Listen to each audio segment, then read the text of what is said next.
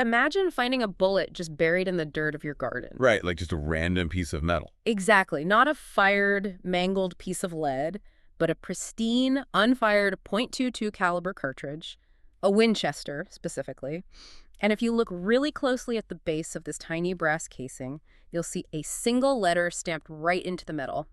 An H. Which to anyone else on the planet is just a piece of trash. Just junk in the soil. But to the Italian police in the early 1990s, pulling this single bullet out of the dirt was, it was like unearthing the Holy Grail. Oh, absolutely. It was the physical key they so desperately needed to catch a phantom.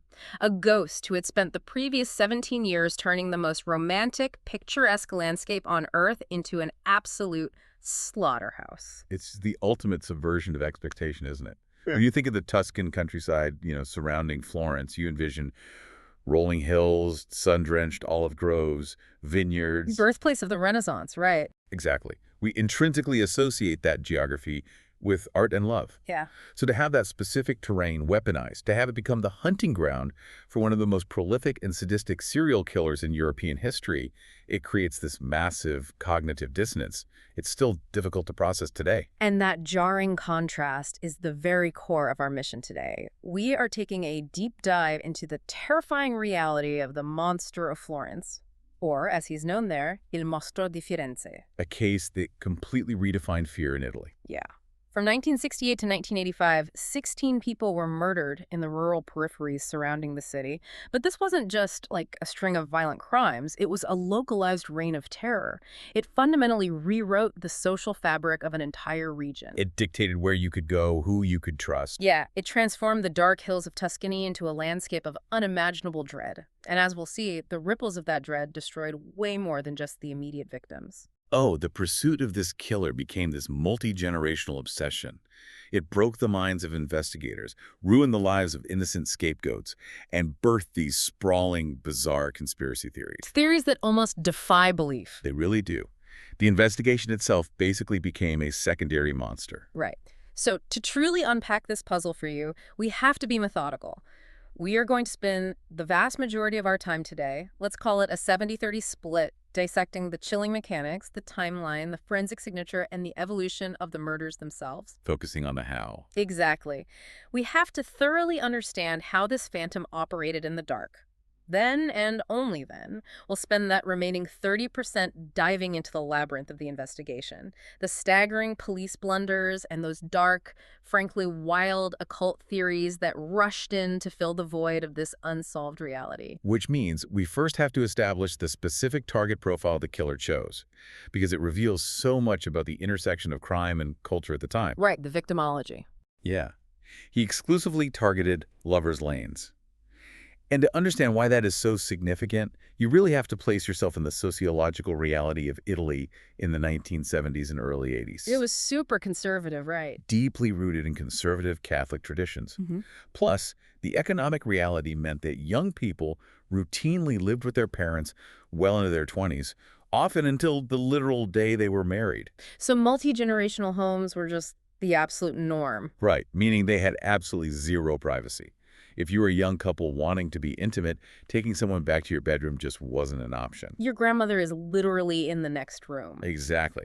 So the car became their only sanctuary. Young couples would drive out into the hills, finding these isolated dirt roads, wooded clearings, vineyard access tracks, just to have a moment of intimacy away from the suffocating oversight of their families. And these spots were well known, right? Like open secrets. Total open secrets among the youth. But the killer recognized this cultural vulnerability.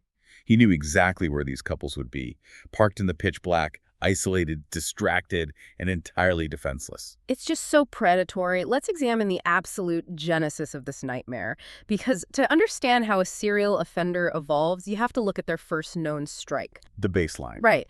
And in this case, the first murder establishes this forensic and ballistic paradox that would just haunt the Italian justice system for decades. We're going back to the night of August 21st, 1968. Okay. The location is a small town just west of Florence called Castelletti di Signa. And the environmental conditions of this first strike really set the template. It's a rural dirt road near a cemetery, no streetlights, just absolute darkness. Yeah, parked on this road is a white Alfa Romeo Giulietta.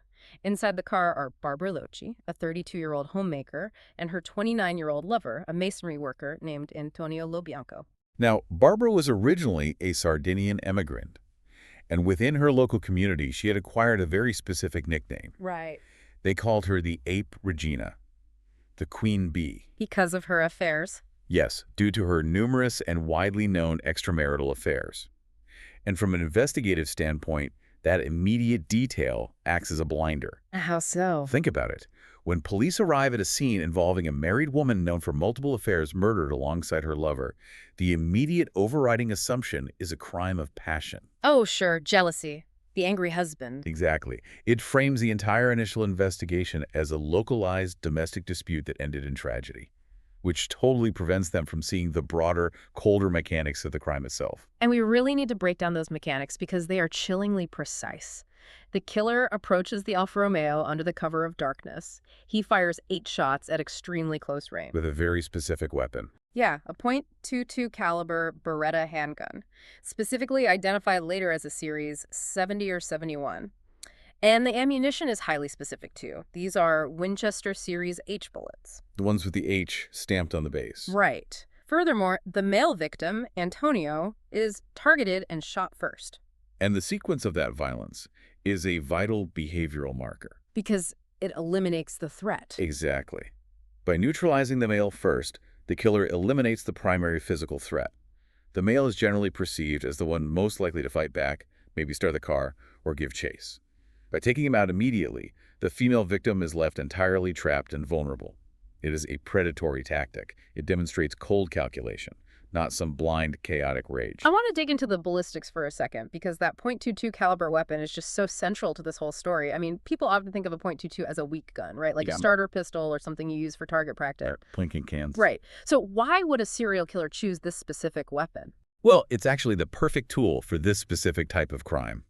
A .22 caliber round is small, meaning the gun itself is light, fast, and highly maneuverable, especially in the tight confines of shooting through a car window. That makes sense. And, more importantly, it doesn't produce a massive concussive blast or a blinding muzzle flash, not compared to, say, a 9mm or a .45 caliber weapon. Right, which would echo for miles. Exactly. If you're trying to kill quietly in the quiet countryside at midnight, a .22 is ideal. It suggests the offender was someone familiar with firearms, someone who valued control and stealth over sheer, overwhelming firepower. And the Winchester Series H ammunition itself is incredibly important to understand forensically. For you listening, you have to know a .22 is what's called a rimfire cartridge. Right, as opposed to centerfire. Exactly. Most modern handguns are centerfire, meaning the firing pin strikes a primer right in the dead center of the bullet's base. But with a rimfire .22, the firing pin strikes the very outer edge, the rim of the casing, to ignite the gunpowder. And because it strikes the rim, the firing pin leaves a highly unique, microscopic indentation. Furthermore, when the gun ejects the spent casing, the extractor claw scrapes against the metal, leaving another set of unique microscopic scratches. Like a fingerprint. In this case, yes. Those marks on the Winchester H casings were as distinctive as a fingerprint. They were a ballistic signature that could not be faked. So keep that signature in mind because it is the thread that ties this whole nightmare together. But let's return to that 1968 crime scene, because there is a detail here that is just, it's completely harrowing. The survivor. Yeah. Yeah. In the back seat of that Alfa Romeo, asleep while the shots were fired, is Barbara Locci's 6-year-old son, Natalino Mele. A 6-year-old. He miraculously survives the gunfire. He wakes up to find his mother and her lover dead in the front seats. And somehow, I mean, I still can't wrap my head around this.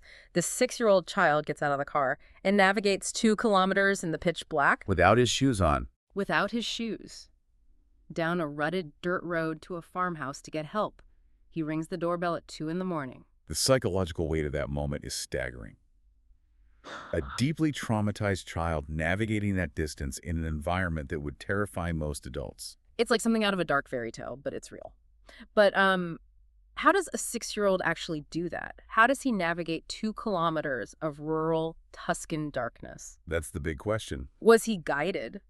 Did the killer show a momentary flash of mercy and point him toward the farmhouse? Or is there a piece of this narrative we're missing? The child later told police he sang a popular song, the Tramontana, to give himself courage while walking in the dark. Which is heartbreaking. But investigators had immediate doubts. The boy's socks were surprisingly clean for a 2-kilometer walk on a dusty road, and the doorbell he rang at the farmhouse was seemingly way too high for a 6-year-old to reach on his own. And those inconsistencies immediately cast a shadow over the sequence of events. It gave the police the leverage they needed to press their primary suspect. The husband. Right. The immediate fallout focused entirely on Barbara's husband, Stefano Mele. He is a man who has been publicly humiliated by his wife's endless affairs. The police interrogate him mercilessly. And he wasn't exactly a criminal mastermind, right? Far from it. Mele was a man with a very low IQ, highly susceptible to suggestion, and under the pressure of a 12-hour interrogation, his story just fractures. He gives shifting, entirely contradictory confessions. First, he completely denies being there. Then he blames Barbara's other lovers, specifically the Vinci brothers, who were part of that tight-knit Sardinian immigrant community. Throwing blame everywhere. Yeah. And finally, after hours of pressure, he breaks and confesses that he did it himself, alone. He takes the fall. He is convicted in 1970 and sentenced to 14 years in prison. The court ruled he was, quote, partially incapable of understanding and willing. So the justice system gets its neat, wrapped-up conclusion. A tragic crime of passion driven by jealousy. The husband is locked away. Society feels safe again. But this introduces the ultimate reality-breaking paradox of the monster of Florence. The gun. Stefano Mele goes to prison. He is locked in a cell.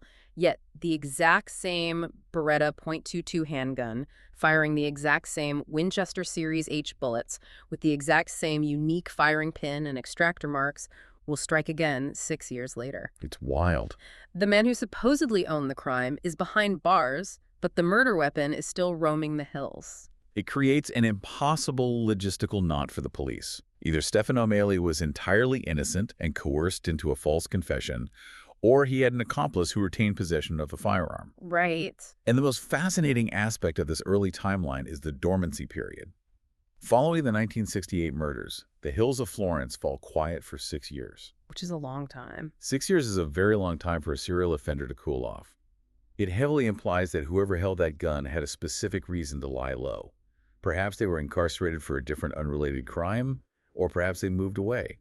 Or maybe the psychological pressure simply hadn't reached a boiling point again. But that boiling point finally hits on September 14th, 1974.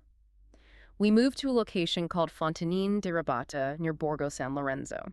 Okay, set the scene for this one. A 19-year-old barman named Pasquale Gentilcore and an 18-year-old accountant named Stefania Pettini are parked in a Fiat 127. And when the violence returns here, it has mutated. Completely. It is no longer a quote-unquote simple shooting that could be mistaken for a jealous rage. It has evolved into a terrifying pathological ritual. The 1974 crime scene represents a massive escalation in offender pathology. It's horrific. The killer shoots them, again targeting the male first with the .22 Beretta. But then the killer pulls Stefania from the car. And what happens next is this horrific shift in the modus operandi. She sustains 97 stab wounds. 97. 97. And in a deeply disturbing, ritualistic act of degradation, the killer inserts a grapevine stalk into her body. Wow. To understand the psychology of this escalation, we really need to differentiate between expressive violence and instrumental violence. Okay, what's the difference? Well, the 1974 murder, characterized by 97 stab wounds, is the textbook definition of expressive violence. Think of it as a psychological temper tantrum. It is a chaotic, disorganized release of immense internal rage. Not surgical at all. Exactly. The experts at the University of Modena who reviewed the autopsy made a critical observation. These weren't 97 deep, lethal thrusts designed purely to terminate life. Many of the wounds were superficial. They were exploratory. Oh, jeez. It was as if the killer was testing the resistance of the skin and tissue to the blade, driven by a morbid, almost clinical curiosity. It marks a definitive transition. Murder is no longer just a means to an end. The act of killing has become an experiential, sadistic process. And there's a chilling prelude to this attack that proves the killer wasn't just, wandering the woods hoping to stumble across someone. Right, the stalking. Yeah. Stefania had actually complained to a friend that a strange man had been terrifying her in the days leading up to the murder. Another friend reported that a man had followed them aggressively during a driving lesson. So he's definitely, staking these poor kids out ahead of time. This establishes a clear pattern of pre-attack stalking. The killer is hunting. He is observing his victims, perhaps for days before he strikes. Which completely shifts our understanding of the offender profile. This isn't purely opportunistic violence. The stalking indicates fixation, planning, and a deep-seated obsession. He is selecting his prey. Right. And if 1974 was the transition into pathological violence, 1981 was the absolute explosion. This is the year the killer establishes a rigid, horrifying signature that would make him infamous worldwide. The true monster emerges. Yeah, let's walk through the 1981 spree because the leap in aggression and control is unmatched. We jump to June 6, 1981 in Scandicci. A 30-year-old warehouseman, Giovanni Foggi, and a 21-year-old shop assistant, Carmela Danuccio, are murdered in their Fiat Ritmo. Again, isolated lover's lane. Giovanni shot through the window. Carmela is dragged out of the car. But instead of the chaotic frenzy of 97 stab wounds we saw in 74, the killer introduces something new, something incredibly cold. He excises Carmela's pubic area. The mutilations begin. And he does it using a notched knife with unbelievable surgical precision. 3 precise cuts. The evolution from 74 to 81 is staggering. The violence has fundamentally shifted from expressive to instrumental. And he doesn't stop. 4 months later, October 22nd, 1981, Travale di Calenzano. A 26-year-old named Stefano Baldi and a 24-year-old named Susanna Cambi are killed in a VW Golf. They were engaged to be married. Susanna's body is mutilated in the exact same surgical manner. The killer removes the pubic area and takes it with him into the night. This is the introduction to trophy taking. But the mechanism of how he takes the trophy is what defines the monster. Right, but how does an offender's psychology make that massive leap? We go from an absolute blinding frenzy of 97 stab wounds to the cold, calculated surgical excision of body parts in the pitch black. Well, instrumental violence is like a surgeon operating as a cold means to a specific end. Sure. By 81, the killing itself is no longer the primary goal. The killing is merely the necessary logistical step to harvest the trophy. It's just an obstacle. Precisely. The excision of the pubic area indicates a killer who has gained absolute psychological control over his immediate adrenaline rush. He is calm enough, breathing steadily enough in the dark of night to perform a localized, highly precise mutilation. But the logistics of that are just baffling. How does he see what he's doing? It's a moonless night in the woods. That became a central debate among investigators. Did he use a headlamp? Did he hold a flashlight in his mouth? Or did he have such an intimate anatomical understanding of the human body that he could perform the cuts largely by feel? That is terrifying. This profound level of control led early investigators to suspect they were looking for someone with professional surgical, medical, or butchery skills, someone who carved flesh for a living. You can imagine what this is doing to the city of Florence. I mean, the media officially dubs him Il Mostro, the monster. The atmosphere of fear becomes total suffocating. It completely paralyzed the social fabric of the entire region. Florence is an ancient city, deeply romanticized, built on the ideals of love and beauty. But suddenly, the dark hills surrounding it were a death trap. A shadow had fallen over the Renaissance city. Authorities were literally handing out flyers that said, "Don't make love in cars," begging them to stop. They were pleading with the youth. But as we discussed earlier, the fundamental human drive for intimacy combined with the lack of private housing meant couples were still going out there. They were risking their lives just to be alone together. And that desperation for intimacy leads us to a truly bizarre subculture that complicated the investigation immensely. It's a phenomenon that forces us to question our assumptions about isolation. I'm talking about the Indians. Oh man, the voyeurs. Yeah. This is where the story stops being just about one monster and becomes an indictment of an entire unseen subculture. Think about the last time you thought you were completely alone in the dark, maybe camping or parked on a quiet road. The terrifying reality of the monster case is that in those Tuscan woods, isolation was a total illusion. Never truly alone. Never. Because these lovers' lanes were well known, they attracted an entire shadow population of peeping Toms. Hundreds of men, known locally as Indians because they would creep silently through the brush and the olive groves, would hike into the hills every single night just to spy on parked cars. And it wasn't just a few weirdos. It was an organized, pervasive network. Some of these men even staked out the best spots and paid each other off for prime viewing locations. They wore dark clothes, moved without a sound, and just watched everything. It's incredibly creepy, and from a law enforcement perspective, It was a logistical nightmare. Oh, I can't even imagine. Every tire track, every footprint in the mud, every snapped twig could belong to the serial killer, or it could belong to one of these voyeurs. And crucially, these voyeurs were fundamentally unwilling to talk to the police because they didn't want to admit to their own shameful, illegal activities. They don't want to out themselves. And this voyeur culture actively derailed the police. Let's look at what happened after the June '81 murder in Scandicci. The police are desperate. They arrest an ambulance driver named Vincenzo Spalletti. Right. Why? Because Spalletti was a known Indian. And the morning after the murder, he was sitting at a local bar, bragging to his friends about seeing the dead bodies, describing the mutilations in detail, before the police had even released that information to the public. He had insider knowledge. He Wow. knew things only the killer or someone who watched the killer would know. Exactly. So the police throw Spalletti in a cell, convinced they have the monster. But while he's sitting in jail, October '81 rolls around and the monster strikes again, killing Stefano and Susanna. Proving Spalletti couldn't be the guy. Right. Spalletti is entirely innocent of the murders, but his arrest proves how muddy the waters were. The police were trying to catch a phantom in a forest filled with hundreds of silent men creeping through the bushes. The environment was heavily contaminated by witnesses who refused to witness. So we move into 1982. The killer has established a rigid, terrifying pattern. He attacks almost exclusively on moonless nights or nights with heavy cloud cover. He uses the .22 Beretta, the Winchester bullets. He targets the male first to eliminate the threat. He extracts the female for surgical mutilation. Like clockwork. But a ritual relies on total control. And the moment an offender loses control of their environment, the mask slips. That's exactly what happened in '82, when the victims fought back and caused a deviation that led to the biggest police blunder of the entire case. Serial offenders are creatures of habit. When the environment dictates a change in their behavior, they often make mistakes or they're forced to abandon their psychological payoff. Right, June 19th, 1982. Bacciano.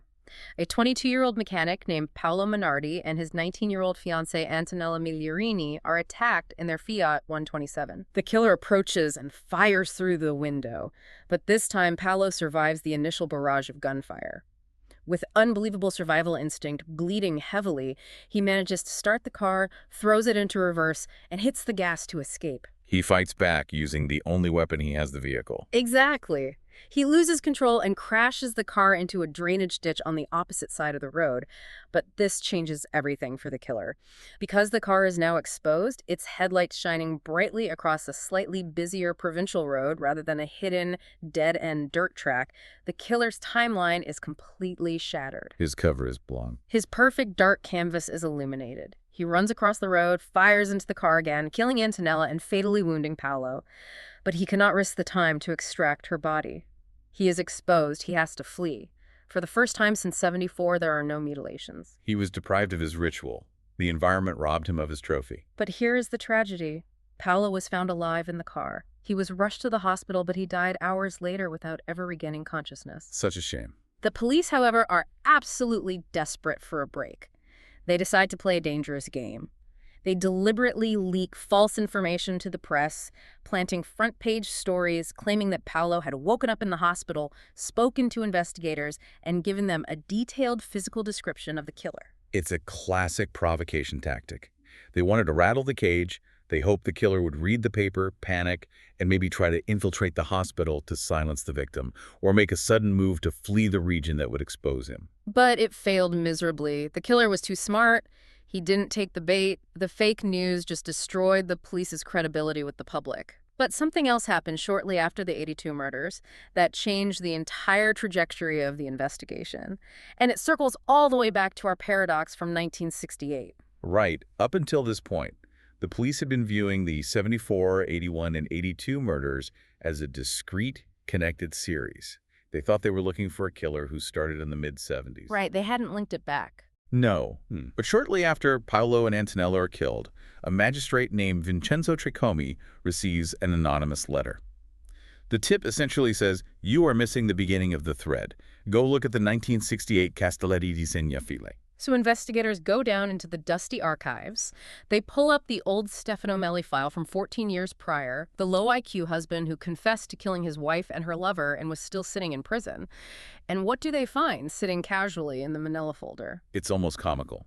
They find a plastic evidence bag containing 5 spent .22 caliber Winchester HCL casings and 5 lead bullets. Just improperly stored, sitting there in the paper file for over a decade. Unbelievable. They immediately run the ballistics. They put the 68 casings under the comparison microscope next to the casings from 81 and 82. They look at the firing pin indentations. They look at the microscopic striations left by the extractor claw. And the match is 100% definitive. It is an exact ballistic match. The exact same gun that killed Barbara Locci in '68 has been surgically executing couples in the 1980s. The terrifying truth dawns on the city of Florence. This isn't a new nightmare. The monster has been hunting them for 14 years, and they had the physical proof sitting in a filing cabinet the entire time. This revelation completely shatters the existing investigative framework. It means Stefano Mele is either entirely innocent of the '68 crime, or he was part of a group and the murder weapon was passed on to someone else. Right. It forces the police to look backward in time. They open up what becomes known as the Pista Sarda, or the Sardinian Trail. They start looking at Barbara Locci's former lovers from the Sardinian immigrant community, assuming the gun must have stayed within that tight-knit circle. So they arrest Francesco Vinci, one of the former lovers. They are certain they have their man. But just like with the voyeur Spalletti, the monster makes a mockery of the police. While the prime suspect is locked in a secure cell, the monster strikes again. Showing them how wrong they are. Yeah. September 9th, 1983. Giogoli. 2 German students, 24-year-olds Horst Meyer and Jens Urush, are sleeping in the back of their Volkswagen van. The killer approaches in the dark, fires through the window, and kills them both. But these are 2 adult males, which entirely breaks the established victimology of targeting male-female couples. Exactly. But here is the crucial detail that explains the deviation. Jens Urush had a very slight, slender build and long, flowing blonde hair. In the pitch blackness of a moonless night, peering through the glass of a VW van, the killer almost certainly mistook him for a woman. And what happens after the shooting confirms this theory. When the killer opens the van and realizes his mistake that he has murdered 2 men, he immediately aborts the ritual. He just leaves. He makes no attempt at mutilation. He doesn't take anything. He just turns around and walks away. This proves beyond a shadow of a doubt that the murders are not about robbery, they are not about territorial defense of the woods, and they are not random acts of rage. It's all about the trophy. They are entirely, obsessively about psychosexual harvesting of the female anatomy. When that element is absent, the drive to mutilate vanishes. And that horrific harvesting reaches its absolute most brutal peak in '84 and '85, the final escalations. July 29th, 1984, in Vicchio, 21-year-old Claudio Stefanacci and 18-year-old Pia Rontini. They are parked in a Fiat Panda. The killer strikes, and the mutilation goes further than ever before. He removes the pubis, but the pathology demands more. He also surgically removes Pia's left breast. The trophy collection is expanding. The psychological threshold required to satisfy his urges is increasing. And the killer is getting bolder in his stalking. Pia had confided in a friend that an unpleasant, intense man had been staring at her in the bar where she worked shortly before the murder. He was watching her in public. Escaping the woods. Yeah. Then comes the final confirmed strike. September 8th, 1985. Scopati, Jean-Michel Kavitchvili, and Nadine Morio, French tourists. They aren't in a car. They are camping in a small tent pitched in the woods. Now, this requires a completely different tactical approach from the killer. He can't just shoot through a glass window. He has to navigate the fabric of the tent. Evidence suggests he actually cut the back of the tent with a knife to peer inside, assessing the layout, before moving to the front to open fire. And Jean-Michel actually survives the initial gunshots. He manages to scramble out of the tent in the dark, bleeding, and tries to run into the dense forest to escape. A desperate run for his life. But the killer chases him down. He catches him in the brush and hacks him to death with a knife. He then returns to the tent, pulls Nadine's body out, and removes both her pubis and her left breast. The physical exertion required to do this is immense. I mean, just the stamina. Exactly. To shoot 2 people, chase a desperate, adrenaline-fueled man through a dark forest, physically overpower and murder him with a blade, and then calmly return to the tent to perform a precise surgical double excision requires a level of stamina and cold-blooded focus that is terrifying to contemplate. But the real shock comes a few days later. The killer does something he has never done before. He communicates directly with the authorities. The package. Yes, he takes a piece of Nadine Morio's breast tissue, places it inside a small plastic bag, folds it into a piece of paper that he glues shut with UHU extra strong glue, puts it in an envelope, and mails it directly to the lead prosecutor of the case, a woman named Sylvia Della Monica. It is the ultimate taunt. It is a direct, undeniable challenge to the authority of the state. He is sending a message. I am completely untouchable. I can take whatever I want from your citizens, and I can have it delivered directly to your desk, and you can do absolutely nothing to stop me. And what's wild is the meticulous preparation. The address on the envelope was constructed using letters painstakingly cut out from a magazine. Forensic researchers later identified it as an issue of Gente magazine from December '84. He had been holding onto that magazine, preparing this message for months. If we step back and look at this 17-year timeline, the profile of this offender is astonishing in its discipline.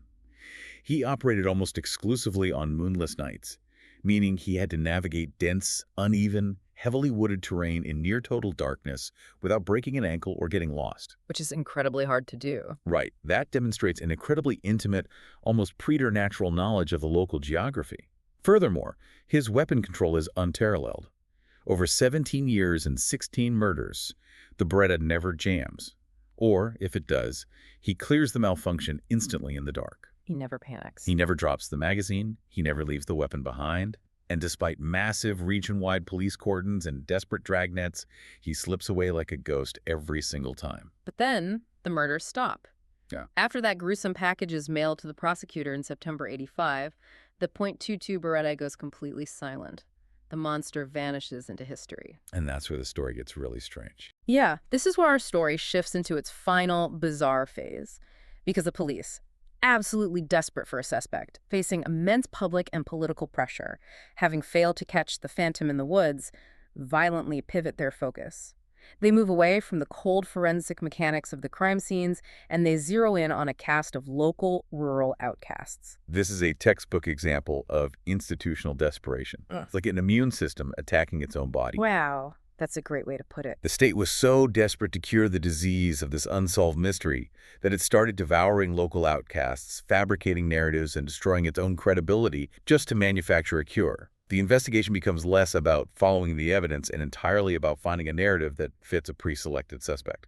As we mentioned, the Sardinian trail arresting Barbara Locci's lovers from '68 had totally collapsed. They kept throwing guys in a jail cell, and the monster kept killing outside. It was a massive embarrassment.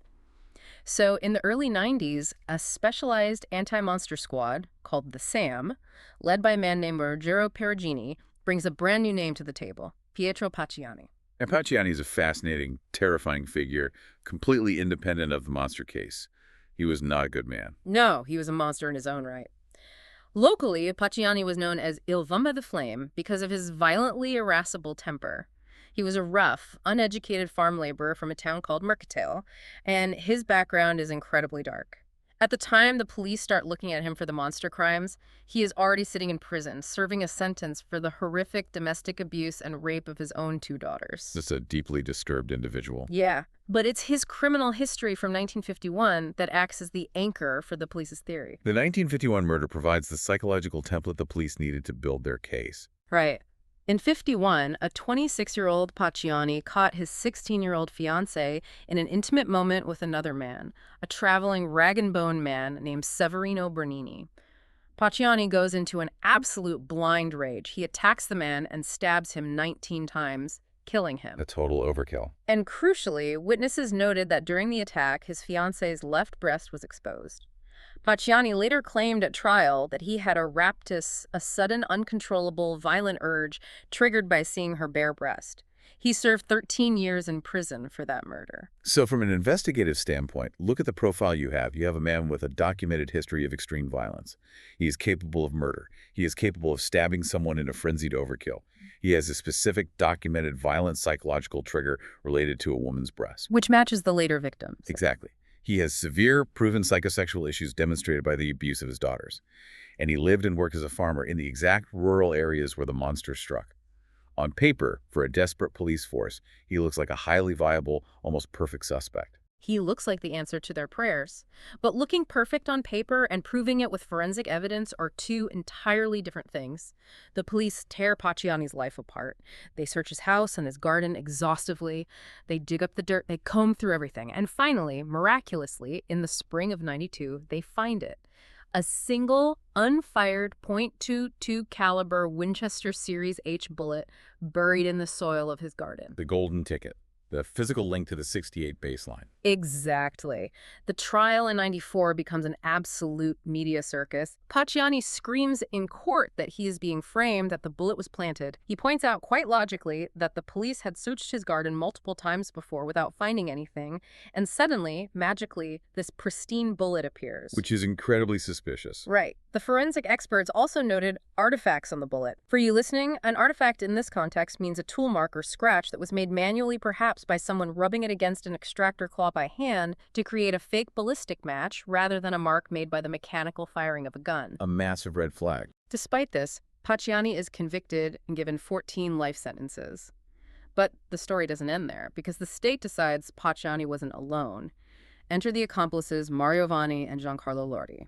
This is where the narrative shifts from a lone, highly organized psychopath to a disorganized group dynamic, which is incredibly rare, almost unheard of, for this specific type of serial sexual homicide. During the trials, Mario Vanni takes a stand, and he utters a phrase that becomes a permanent, dark cultural touchstone in Italy. When the prosecutor asks him what he and Pacciani used to do together, Vanni, who is this elderly, somewhat bumbling, confused former postman, says they were just compagni di merende, snack buddies. They just went out to the woods to have snacks and drink a little wine. Snack buddies. It became a morbid joke in the Italian lexicon, a symbol of the absurdity of the trial. And then you have Giancarlo Lordi. Lordi is a man with recognized cognitive impairments, a very low IQ, and severe chronic alcohol issues. Lordi becomes the prosecution's star witness. Out of nowhere, he suddenly confesses that he, Vanni, and Pacciani committed the murders together. But Lotti's confessions are deeply, fundamentally problematic. Let's apply some basic logic to this.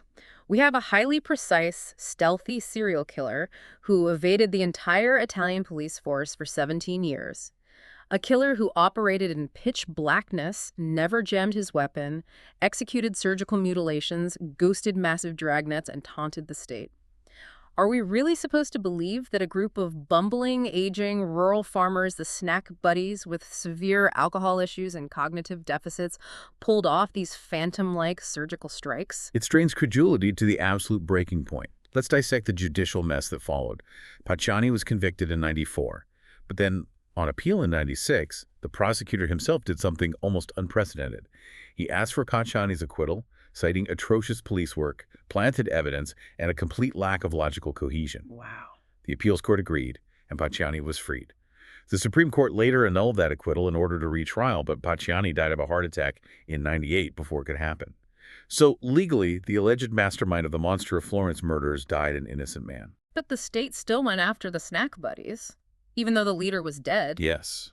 Vanni and Lordi were tried and convicted based almost entirely on Lotti's own testimony. But Lotti's story changed constantly depending on who was interrogating him. It was never consistent. Never. One minute he said they killed out of anger because the victims rejected their sexual advances. Then later, he claimed Pacciani wanted to kill the women so he could take their body parts home to feed to his daughters. The motives were absurd, deeply contradictory, and biologically impossible to align with the forensic precision of the crime scenes. And what about physical evidence? Surely they found something at the crime scenes linking these men. That is the gaping, undeniable hole in the prosecution's case. Across 16 murders, spanning 17 years investigating massive, messy, bloody crime scenes in muddy woods, there was absolutely zero DNA. None. Zero fingerprints, zero footprint evidence, zero hair fibers that tied Pacciani, Vanni, or Lordi to the crimes. Nothing.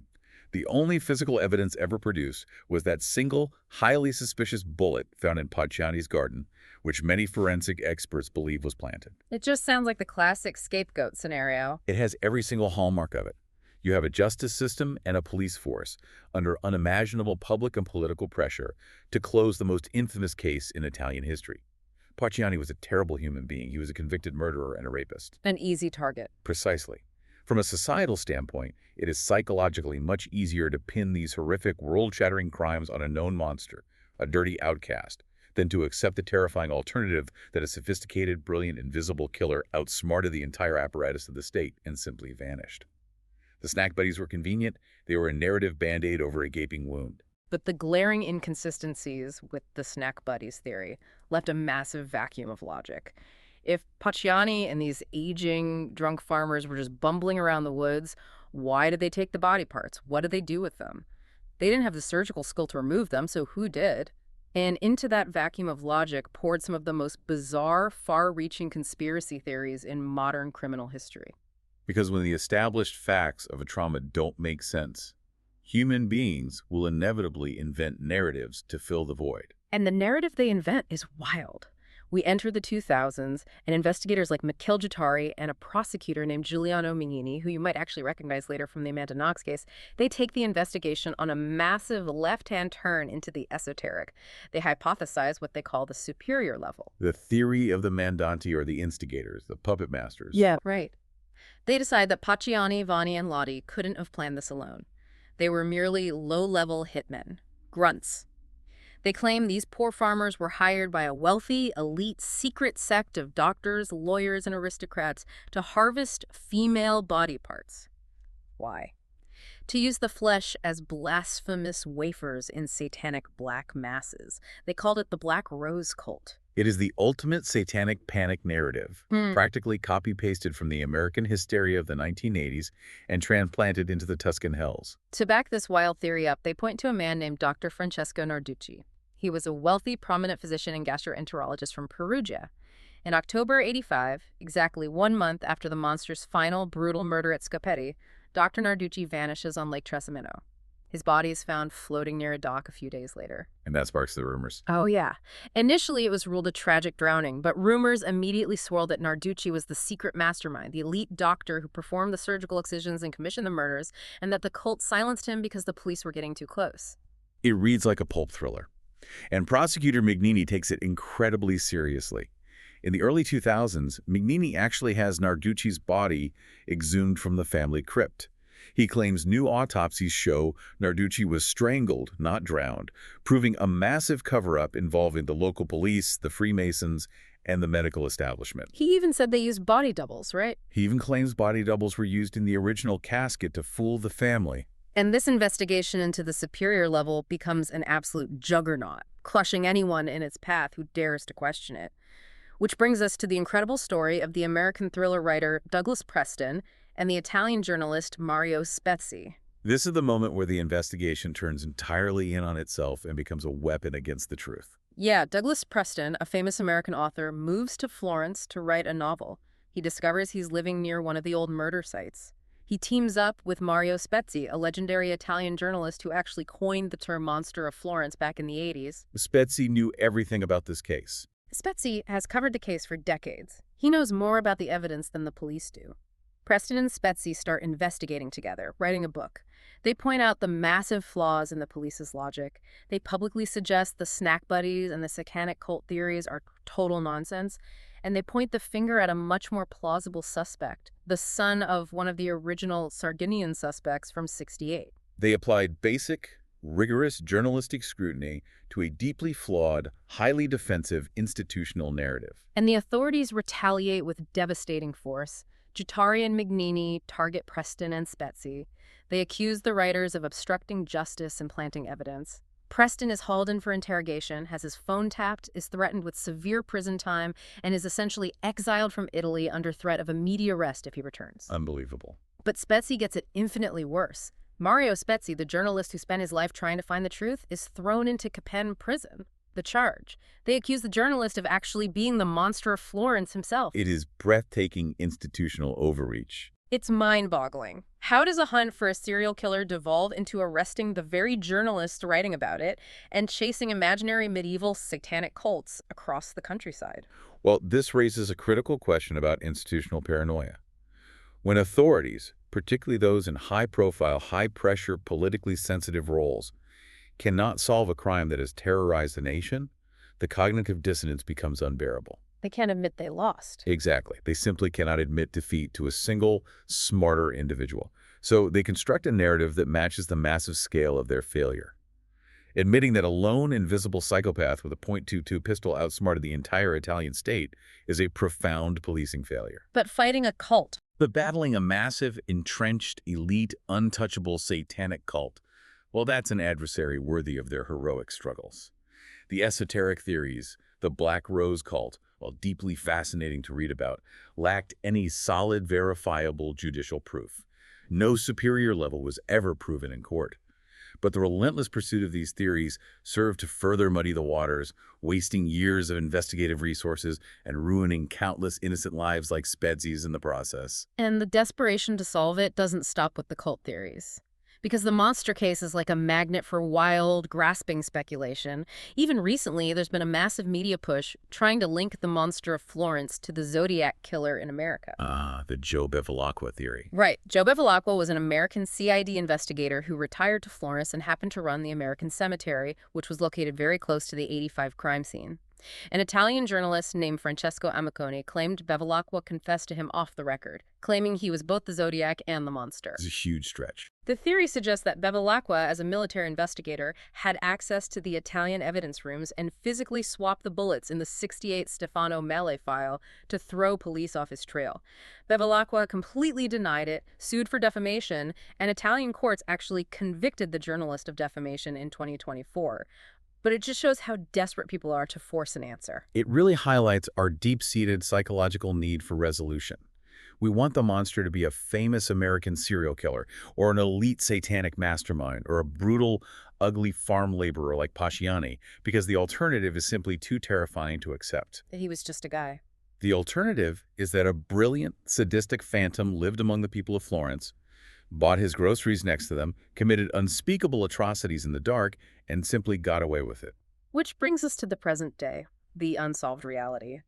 Despite all the trials, the convictions of the bumbling snack buddies, the sprawling satanic cult hunts, and the ruined lives, the true monster of Florence remains a ghost. An absolute mystery. Even modern science is struggling to close the book.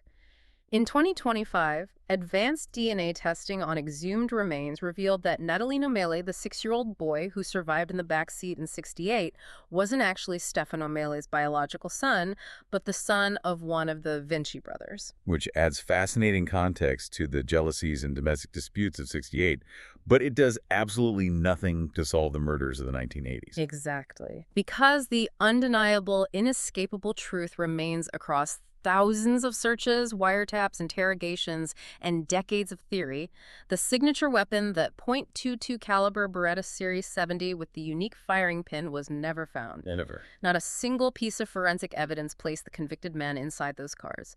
The man who held that gun, who terrorized a generation of lovers and paralyzed a city, likely wiped his blade clean in '85, walked away into the trees, and was never seen again. But as we close this deep dive, I want to leave you with a final, chilling concept to mull over. Throughout this entire story, we have assumed the monster was a single man operating in total isolation, enveloped in darkness. But consider the culture of the hills we discussed earlier. Think about the Indians. The voyeurs. Oh, man. Yes. The hundreds of men who crept through the brush every single moonless night to spy on those parked cars. The woods were full of eyes. Given the sheer number of voyeurs and the prolonged lengths of the killer's surgical attacks, it is statistically highly probable that the monster was not actually alone in the dark. Someone had to have seen something. Exactly. The true horror might not just be the man pulling the trigger of the Beretta. The true horror might be the silent unknown witnesses hiding in the olive groves. Men who watched the monster approach the car. Men who heard the gunshots echo. Men who watched the horrific mutilations unfold from the shadows, and who chose to slip away silently into the dark, taking the monster's identity to their graves, simply to protect their own shameful secrets. The postcard image of the Tuscan hills, completely shattered by the silence of complicit witnesses, it really makes you wonder who is actually standing in the dark. Thank you for joining us on this intense deep dive into the monster of Florence. It's a dark journey, but understanding the mechanics of these mysteries is crucial. Keep your curiosity sharp, always look beyond the official story, and never stop questioning the narratives handed down by history.